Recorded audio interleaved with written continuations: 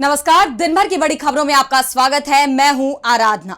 आज इस बुलेटिन में बात होगी विपक्ष के दबाव में झुकी मोदी सरकार की। नीट आंदोलन के छात्र प्रदर्शन पर सभी प्रकार की चर्चा करने के लिए सरकार तैयार है। संसद में एफसीआरए बिल पर छिड़े घमासान की। न कहीं अगर ये बिल आता तो कहीं ना कहीं सरकार इंटिमिडेट करती ऐसे ऑर्गेनाइजेशन संगठनों को जो सरकार के अनुरूप काम ना करे। देखेंगे कैसे झारखंड प्रदर्शन में पकड़ा गया बीजेपी का झूठ। आंदोलन को पूरी तरह से मिसगाइड और मिसलीड करने का काम भारतीय जनता पार्टी कर रही है। राम मंदिर मामले में कैसे घिरी बीजेपी, जानेंगे परिसीमन के खिलाफ तमिलनाडु सरकार ने लिया क्या फैसला। और बुलेटिन के आखिर में देखेंगे विधानसभा के विशेषाधिकार और मौलिक अधिकारों के बीच क्यों छिड़ी बहस। लेकिन दिन भर की तमाम बड़ी खबरों से पहले एक नजर आज की सुर्खियों पर। कैश केस में जस्टिस यशवंत वर्मा पर लगे आरोप साबित, संसद में पेश हुई जांच समिति की रिपोर्ट। कहा सबूतों से छेड़छाड़ हुई, नोटों की बोरी कहां से आई नहीं बता पाए। जंतर मंतर का सीजन 2 बहुत जल्द। सीजेपी फाउंडर अभिजीत दिपके का बड़ा ऐलान, बीजेपी पर लोगों को धमकाने के लगाए आरोप। कहा देश के युवाओं से डरी हुई है ये पार्टी। टीएमसी ने बागी सांसदों के खिलाफ सुप्रीम कोर्ट जाने की कही बात। पार्टी महासचिव अभिषेक बनर्जी ने लोकसभा स्पीकर बिरला के रुख पर उठाए सवाल। कहा अगर ऐसे ही टालमटोल चलती रही तो दूसरा रास्ता नहीं बचेगा। कांग्रेस ने उठाई जन अल्फा की आवाज। मध्य प्रदेश में बस किराया बढ़ने के खिलाफ प्रदर्शन का वीडियो किया शेयर। कहा ये बच्चे हिंदुस्तान का भविष्य हैं, मोदी और बीजेपी सरकारों को इनकी बात जरूर सुननी चाहिए। और लाल निशान पर बंद हुआ शेयर बाजार। 187 अंकों की गिरावट के साथ 77,966 पर बंद हुआ सेंसेक्स, जबकि 35 अंकों की गिरावट के साथ 24,435 पर बंद हुआ निफ्टी। ये तो थी सुर्खियां। अब बात आज की सबसे बड़ी खबर की। संसद में जबरदस्त बवाल देखा जा रहा है। विपक्ष गृह मंत्री अमित शाह के जवाब की मांग पर अड़ा हुआ है। उनका सीधा सवाल है कि छात्रों पर लाठीचार्ज के आदेश किसने दिए। और अब विपक्ष के दबाव में सरकार भी झुकती दिख रही है। गृह मंत्री जवाब देने को तैयार हो गए हैं, लेकिन उनके बयान पर राहुल गांधी भड़क गए। तो क्यों शाह और राहुल के बीच ठनी, जानने के लिए देखिए ये रिपोर्ट। संसद में विपक्ष के तेवरों के आगे आखिरकार मोदी सरकार को झुकना ही पड़ा। विपक्ष की जिद के आगे मजबूर होकर अब गृह मंत्री अमित शाह ने उनके सवालों के जवाब देने की बात कही है। उन्होंने लोकसभा स्पीकर ओम बिरला को खत लिखकर छात्र आंदोलन पर चर्चा कराने की मांग की है। अपने खत में उन्होंने कहा है कि मेरा अनुरोध है कि स्पीकर विपक्ष से चर्चा करें और आपसी सहमति के आधार पर आज से इस मुद्दे पर चर्चा के लिए जितना समय, दिन या घंटे उचित समझे निर्धारित करें। मैं तय समय के दौरान सदन में मौजूद रहूंगा और इस मुद्दे पर चर्चा में हिस्सा लेने के लिए तैयार हूँ। विपक्ष की तरफ से उठाए गए सभी सवालों का जवाब देने के लिए भी मैं तैयार हूँ।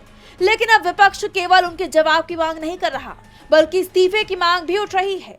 लोकसभा में नेता विपक्ष राहुल गांधी ने शाह के बयान पर प्रतिक्रिया देते हुए कहा है, विपक्ष ने साफ कहा है कि हमें अमित शाह का लेक्चर सुनने में कोई दिलचस्पी नहीं है। जब मैं हम कहता हूँ तो मेरा मतलब देश की युवा पीढ़ी से है। छात्रों पर गोली किसने चलाई, कील लगी लाठियों से छात्रों को पीटने का आदेश किसने दिया? क्या हमारे बच्चों पर गोली चलाने का आदेश अमित शाह ने दिया था? अगर उन्होंने ऐसा किया है तो उन्हें इस्तीफा दे देना चाहिए, और अगर उन्होंने ऐसा नहीं किया तो भी उन्हें इस्तीफा दे देना चाहिए, क्योंकि वो अक्षम है। इस 20 दिन के लिए गायब हो गए।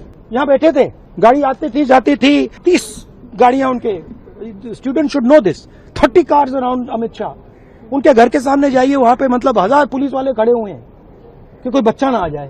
तो गुब्बारे में से गैस निकल गई। अब लास्ट मिनट वो उसमें फिर से गैस भरने की कोशिश कर रहे हैं, बट गुब्बारा फट गया है। तो राहुल गांधी ने साफ कर दिया है कि हर हाल में शाह को इस्तीफा देना ही पड़ेगा। राहुल का ये बयान शाह के उस बयान के जवाब में आया है जिसमें उन्होंने विपक्ष से चर्चा में आने की अपील करते हुए कहा था कि मैं जवाब दूंगा। साथ ही उन सभी टिप्पणियों पर भी निराशा जताई जो उन्हें लेकर की जा रही थी। गृह मंत्री ने कहा है, सबसे पहले तो लापता, भाग गए, भगोड़े हैं, इस प्रकार की भाषा भारत की सार्वजनिक जीवन में और संसदीय जीवन में अभी अभी सुनाई पड़ती है। संसद में चर्चा करने के नियम बने हैं, तरीके बने हैं। अब मुझे कोई कहता है कि आप एक स्टेटमेंट दे दो, इतने गंभीर मसले पर इस तरह से चर्चा नहीं हो सकती है। शायद आपके पद्धति में होगा, मगर संसदीय पद्धति ये नहीं है। हर चीज लिखूंगा और हर चीज का जवाब दूंगा, जिससे देश की जनता के सामने सारी चीजें स्पष्ट हो जाए, दूध का दूध और पानी का पानी हो जाए। अब विपक्ष ने तय करना है कि उनको चर्चा करनी है या हंगामा करना है। जिस तरह से अमित शाह ने जवाब देने की बात कहने के साथ ही विपक्ष को घेरने की कोशिश की, उनका ये रवैया उन पर ही भारी पड़ता नजर आ रहा है। जिस तरह उन्होंने पूरे मानसून सत्र चुप्पी साधे रखी और अब अंतिम दिन जवाब देने की बात कहने लगे हैं, उसे लेकर सपा प्रमुख अखिलेश यादव ने भी शाह को घेरा है। उन्होंने कहा है कि सच तो यह है कि भाजपा चाह ही नहीं रही कि कोई जवाब दिया जाए, वो तो सत्र का समापन करने के लिए उतावली है। जिम्मेदारी और जवाबदेही समय की किसी शर्त से नहीं बल्कि उत्तरदायित्व के तर्क से निभाई जाती है। देश भाषण सुनने के मूड में नहीं है, तो साफ है कि अमित शाह बुरी तरह से गिर गए हैं। अब देखना ये होगा कि जिस तरह विपक्ष के दबाव में वो जवाब देने को तैयार हुए हैं, क्या इस्तीफे के लिए भी झुकने पर मजबूर होंगे। संसद के मानसून सत्र में मोदी सरकार लगातार विपक्ष के दबाव में नजर आई, चाहे वो छात्रों पर लाठीचार्ज का मुद्दा हो या फॉरेन कंट्रीब्यूशन रेगुलेशन एक्ट यानी FCRA बिल। सरकार की तरफ से इसे पास कराने की पूरी कोशिश की गई, लेकिन विपक्ष ने इसका पुरजोर विरोध किया, जिसके बाद मोदी सरकार बैकफुट पर आ गई है और इस बिल को अब ज्वाइंट पार्लियामेंट्री कमेटी के पास भेजने का फैसला किया गया है। देखिए ये रिपोर्ट। संसद के मॉनसून सत्र में फॉरेन कंट्रीब्यूशन रेगुलेशन एक्ट या विदेशी अंशदान विनियमन अधिनियम में संशोधन बिल पर सरकार और विपक्ष आमने सामने है। केंद्र सरकार इसे पास कराने की पूरी कोशिश कर रही है, लेकिन विपक्ष के विरोध के आगे अब सरकार को झुकना पड़ा। दरअसल ये बिल NGO को मिलने वाले विदेशी फंड की जानकारी रखता है। इस पर विपक्ष का तर्क है कि इस बिल के जरिए सरकार गैर सरकारी संगठनों यानी NGOs को मिलने वाले फंड पर निगरानी रखेगी और जो सरकार के प्रतिकूल काम करने वाले संगठन हैं या कुछ खास समुदाय के लोगों को टारगेट करेगी। वहीं विपक्ष के जोरदार विरोध के बाद इस बिल को JPC यानी ज्वाइंट पार्लियामेंट्री कमेटी के पास भेजने का फैसला लिया गया। लोकसभा में केंद्रीय गृह राज्य मंत्री नित्यानंद राय ने FCRA बिल को संयुक्त संसदीय समिति यानी JPC के पास भेजने का प्रस्ताव पेश किया, जिसे पीठासीन ने पास भी कर दिया। प्रस्ताव करता हूं कि विदेशी अभिदाय विनियमन संशोधन विधेयक 2026 को इस सभा के 21 सदस्यों जो कि माननीय अध्यक्ष द्वारा नामित किया जाए और राज्यसभा के 10 सदस्यों जो कि माननीय सभापति द्वारा नामित किया जाए से मिलकर बनी दोनों सभाओं की संयुक्त समिति को सौंपा जाए। JPC में कुल 31 सदस्य होंगे, जिसमें 21 सदस्य लोकसभा से और 10 सदस्य राज्यसभा से होंगे। वहीं विपक्ष ने भी इस फैसले का स्वागत किया है।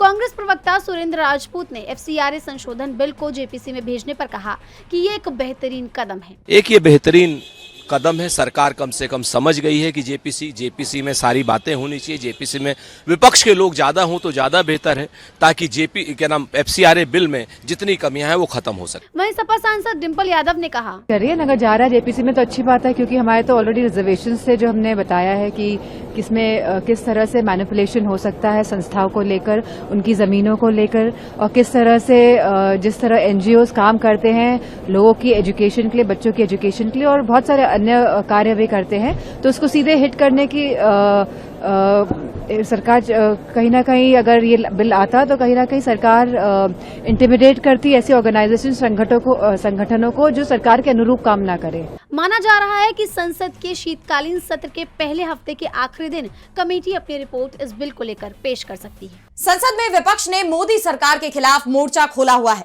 तो एक मोर्चा झारखंड में भी खुला हुआ है। JPSC और JSSC परीक्षा में कथित धांधली को लेकर रांची में छात्रों का प्रदर्शन 19वें दिन भी जारी रहा। इस बीच जहां अनशन पर बैठे कई छात्रों की तबीयत बिगड़ने की भी खबर सामने आई, वहीं JMM ने BJP पर प्रदर्शन को भड़काने के कई आरोप लगाए हैं, जिसे लेकर सियासत भी गरमाई हुई है। तो क्या है ये पूरी खबर, देखिए इस रिपोर्ट में। झारखंड में JPSC और JSSC परीक्षा को लेकर शुरू हुआ छात्रों का आंदोलन अब लगातार बढ़ता जा रहा है। 25 जुलाई से शुरू हुआ ये प्रदर्शन आज 19वें दिन में पहुंच चुका है।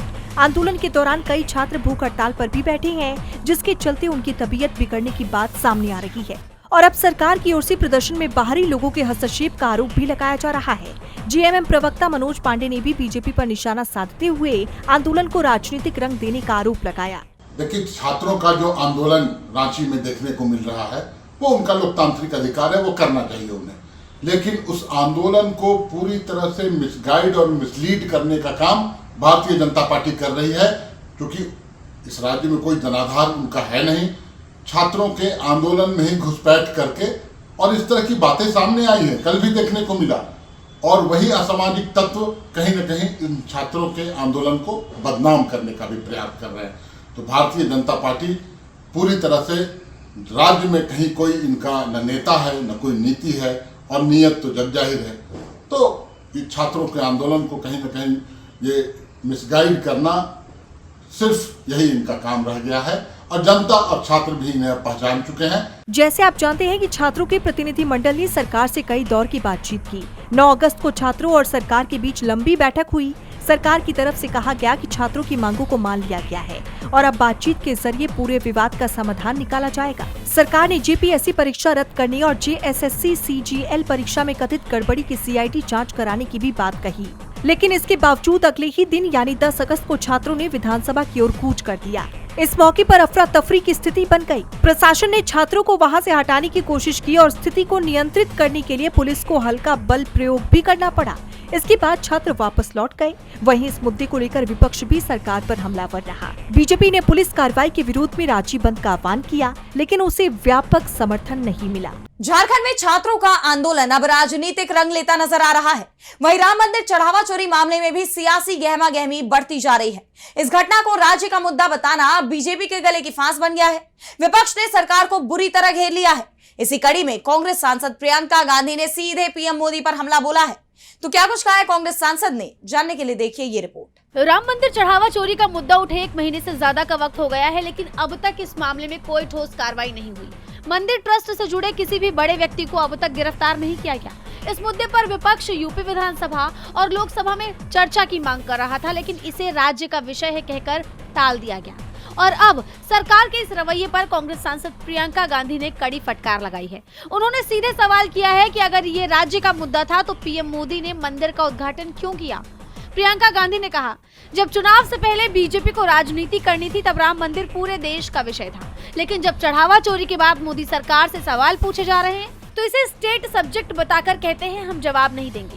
पूरे देश के करोड़ों राम भक्तों ने अपनी आस्था से राम मंदिर में चढ़ावा दिया है। ये प्रदेश का नहीं, पूरे देश का विषय है। और भगवान राम में आस्था सिर्फ देश में नहीं है, बाहर भी है। मलेशिया में, इंडोनेशिया में, थाईलैंड में। आप कह रहे हैं कि स्टेट सब्जेक्ट है, अब स्टेट सब्जेक्ट बन गया। जब आपको अभियान चलाना था, जब चुनाव से पहले आपको उसकी राजनीति चलानी थी, तो उस समय प्रदेश का विषय नहीं था, अब प्रदेश का विषय बन गया है। इस मामले में सपा सांसद अवधेश प्रसाद ने भी बड़ा दावा करते हुए बीजेपी को घेरा है। उन्होंने कहा कि इस मामले में कुछ लोगों को गिरफ्तार कर जेल भेजा गया ताकि इस मामले की बड़ी मछलियों यानी मुख्य आरोपियों को बचाया जा सके। सपा सांसद ने कहा, पहले अयोध्या में रोजाना 5 लाख 10 लाख श्रद्धालु पहुंचते थे और बड़ी संख्या में लोग मंदिर में सोने, चांदी और नकदी का चढ़ावा चढ़ाते थे, और अब 10,000 तक की भीड़ भी नहीं पहुंच पा रही। अब 5 रुपए, 11 रुपए, 21 रुपए और 51 रुपए जैसी छोटी रकम चढ़ावे के रूप में आ रही है। बीजेपी ने अयोध्या की मर्यादा को तोड़ने और कलंकित करने का काम किया है। चंदा चोरी प्रकरण की निष्पक्ष जांच होनी चाहिए और इसके पीछे जो भी लोग हैं उनकी भूमिका सामने आनी चाहिए। यानी साफ है कि इस मामले में अब बीजेपी बुरी तरह से घिर गई है। राम मंदिर चढ़ावा चोरी मामले में विवाद थमने का नाम नहीं ले रहा, तो परिसीमन बिल का भी विरोध बढ़ता ही जा रहा है। इस बिल को लेकर पिछली बार मोदी सरकार को मुंह की खानी पड़ी थी, लेकिन अब एक बार फिर वो इसे पेश करने की तैयारी में है। लेकिन तमिलनाडु के सीएम विजय ने भी साफ कर दिया है कि वो लोकसभा की सीटें बढ़ने नहीं देंगे। इसके लिए उन्होंने एक बड़ा कदम भी उठाया है। तो क्या है ये पूरी खबर, जानेंगे इस रिपोर्ट में। परिसीमन बिल को लेकर मोदी सरकार पहले से ही बैकफुट पर थी। मानसून सत्र शुरू होने से पहले बीजेपी इसे लेकर बड़ी तैयारी कर रही थी। परिसीमन से जुड़े विधेयक को सत्र में लाने की कोशिश हो रही थी, लेकिन अभी तक परिसीमन बिल पर बात भी शुरू नहीं हुई है। इस बीच परिसीमन बिल पर सीएम विजय ने बड़ा दांव चल दिया है। सीएम विजय केंद्र सरकार के परिसीमन प्लान पर पानी फेरते दिखाई दे रही हैं। उन्होंने तमिलनाडु विधानसभा में लोकसभा सीटों की संख्या बढ़ाने वाले प्रस्ताव के खिलाफ एक प्रस्ताव पेश किया है और साफ कर दिया है कि वो मोदी सरकार को लोकसभा सीटें नहीं बढ़ाने देंगे। साथ ही प्रस्ताव के जरिए तमिलनाडु सरकार ने केंद्र के सामने 4 प्रमुख मांगे रखी हैं। तमिलनाडु सरकार ने कहा है, देश में लोकसभा सीटों की कुल संख्या को हमेशा के लिए 543 पर ही फ्रीज रखा जाए। तमिलनाडु और अन्य दक्षिणी राज्यों ने राष्ट्रीय नीतियों का पालन करते हुए जनसंख्या नियंत्रण को प्रभावी ढंग से लागू किया है। ऐसे में सिर्फ आबादी के आधार पर सीटें बढ़ाने से संसद में तमिलनाडु और दक्षिण भारत का प्रतिनिधित्व हमेशा के लिए कमजोर हो जाएगा। सीएम विजय के मुताबिक 2011 की जनगणना के आधार पर लोकसभा की सीटें 550 से बढ़ाकर 850 करना उन राज्यों के लिए नुकसानदायक होगा जिन्होंने केंद्र के जनसंख्या नियंत्रण कार्यक्रमों को प्रभावी तरीके से लागू किया है। यानी देखा जाए तो राष्ट्रीय हित में बनाई गई नीतियों का पालन करने के लिए उन्हें सजा दी जा रही है। सीएम विजय ने कहा कि केंद्र सरकार का कर्तव्य है कि दक्षिणी राज्यों को परिसीमन से किसी भी तरह का नुकसान न हो। वहीं उन्होंने महिला आरक्षण पर कहा है कि 2029 के लोकसभा चुनाव में महिलाओं को 33% आरक्षण मौजूदा 543 लोकसभा सीटों के आधार पर ही दिया जाना चाहिए। साफ है सीएम विजय ने चुनौती दे दी है।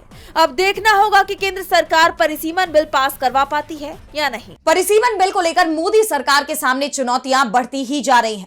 वहीं अडानी मामले को लेकर भी सरकार एक बार फिर घिर गई है। दरअसल अमेरिकी कोर्ट ने अडानी ग्रुप पर लगे आरोपों को खारिज कर दिया है, लेकिन इसे लेकर सवाल मोदी सरकार पर उठ रहे हैं। लोकसभा में नेता विपक्ष राहुल गांधी ने भी सरकार पर तीखा हमला बोला है। तो क्यों मोदी सरकार पर भड़के राहुल गांधी, जानेंगे इस रिपोर्ट में। अमेरिकी अदालत में गौतम अडानी से जुड़े आपराधिक मामले के खारिज होने के बाद भारत की सियासत में एक बार फिर अडानी मुद्दा गर्मा गया है। लोकसभा में विपक्ष के नेता राहुल गांधी ने इस फैसले के बाद पीएम मोदी पर तीखा हमला बोला। राहुल गांधी ने आरोप लगाया कि मामला जितना दिखता है उससे कहीं ज्यादा गहरा है। एक समझौता कर चुके प्रधानमंत्री को भारत के हितों का सौदा करने के लिए मजबूर किया गया। इसका खामियाजा देश को भारी कीमत चुकाकर भुगतना पड़ रहा है। हालांकि न्यूयॉर्क के अमेरिकी जिला जज निकोलस कराफिस ने न्याय विभाग के इस फैसले तक पहुंचने के तरीके की तीखी आलोचना की और प्रक्रियात्मक अनियमितताओं पर गंभीर सवाल खड़े किए और इसे चिंताजनक बताया। दरअसल ये मामला नवंबर 2024 में दर्ज हुआ था। इसमें सौर ऊर्जा से जुड़े ठेके हासिल करने के लिए भारतीय अधिकारियों को रिश्वत देने की कथित साजिश के आरोप लगाए गए थे। अडानी समूह ने इन आरोपों से इनकार किया था। अब अदालत के फैसले के बाद अडानी ने इसे बड़ी राहत बताया और कहा कि चुनौतीपूर्ण दौर में भी उनका कानून और न्याय व्यवस्था पर भरोसा कायम रहा। वहीं राहुल गांधी के आरोपों ने इस पूरे मामले को फिर से भारतीय राजनीति के केंद्र में ला दिया है। इस पूरे विवाद के बीच कहा यह भी जा रहा है कि भारत में यूपीआई पर टैक्स लगाने का कनेक्शन भी अडानी से जुड़ा हुआ है। सरकार ने अमेरिका से एक समझौता किया है क्योंकि 2016 में यूपीआई के लॉन्च के बाद से यूएस पेमेंट मार्केट की कंपनियां वीजा और मास्टर कार्ड संभावित कारोबार के नुकसान की बात कहती रही हैं। इसकी वजह है कि भारत में ग्राहक कार्ड इस्तेमाल करने के बजाय मुफ्त यूपीआई पेमेंट को ज्यादा अपना रहे हैं। इसलिए अब यूपीआई पर टैक्स की बात सामने आ रही है। खैर ऐसा है या नहीं इसकी पुष्टि अभी नहीं हुई है। फिलहाल अडानी को मिली राहत को लेकर देश का सियासी पारा एक बार फिर हाई है। और बुलेटिन के आखिर में देखेंगे विधानसभा के विशेषाधिकार और मौलिक अधिकारों के बीच छिड़ी बहस को। जिस तरह दिल्ली के जंतर मंतर पर प्रोटेस्ट करने वाले छात्रों पर कार्रवाई देखने को मिली, उसके बाद देश के लोकतंत्र को लेकर सवाल उठे और अब एक पुराने मामले को लेकर एक बार फिर विधानसभा के विशेषाधिकार बनाम मौलिक अधिकार को लेकर बहस गर्मा गई है। तो क्या है ये पूरी खबर, जानने के लिए देखिए ये रिपोर्ट। भारत की लोकतांत्रिक व्यवस्था को लेकर एक बार फिर बहस तेज हो गई है और अब ये केवल राजनीतिक गलियारों तक ही सीमित नहीं रह गई, बल्कि अब सुप्रीम कोर्ट में भी बहस होने वाली है। सुप्रीम कोर्ट की 7 जजों की बेंच इस सवाल पर फैसला करेगी कि विधानसभा को मिले विशेषाधिकार ज्यादा अहम है या फिर मौलिक अधिकार। कोर्ट का ये फैसला तमिलनाडु विधानसभा के स्पीकर की याचिका पर आया है। सीजेआई सूर्यकांत ने इसके लिए एक संवैधानिक बेंच गठित करने का ऐलान किया है। 6 अक्टूबर को मामले में पहली सुनवाई होगी। ये मामला 2003 का है, जब तमिलनाडु के स्पीकर के आदेश पर अंग्रेजी अखबार द हिंदू के संपादक और पत्रकारों को तमिलनाडु पुलिस ने गिरफ्तार कर लिया था। उस वक्त स्पीकर का कहना था कि द हिंदू की रिपोर्ट तथ्यों से परे है। दरअसल अप्रैल 2003 में द हिंदू अखबार ने तत्कालीन मुख्यमंत्री जयललिता के भाषण के हवाले से एक रिपोर्ट पब्लिश की थी, जिसका शीर्षक था बढ़ती असहिष्णुता। लेकिन इस रिपोर्ट पर बवाल मच गया। तमिलनाडु विधानसभा के स्पीकर ने अनुच्छेद 194 के तहत सीधे पत्रकारों की गिरफ्तारी का आदेश दे दिया। गौरतलब है कि इस अनुच्छेद में विधानसभा के स्पीकर और सदस्यों को विशेषाधिकार मिले हुए हैं, लेकिन अखबार का कहना है कि तमिलनाडु विधानसभा में मुख्यमंत्री के बयान को प्रकाशित किया गया था, जो गलत नहीं है।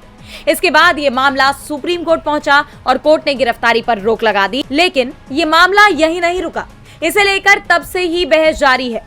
तब से ही ये केस सुप्रीम कोर्ट में पेंडिंग है और अब इस पर सीजेआई सूर्यकांत ने सुनवाई शुरू करने का फैसला किया है। ऐसे में देखना ये होगा कि कोर्ट किस निष्कर्ष पर पहुंचता है। तो आज इस बुलेटिन में इतना ही। आप देखते रहिए डीबी लाइव। नमस्कार।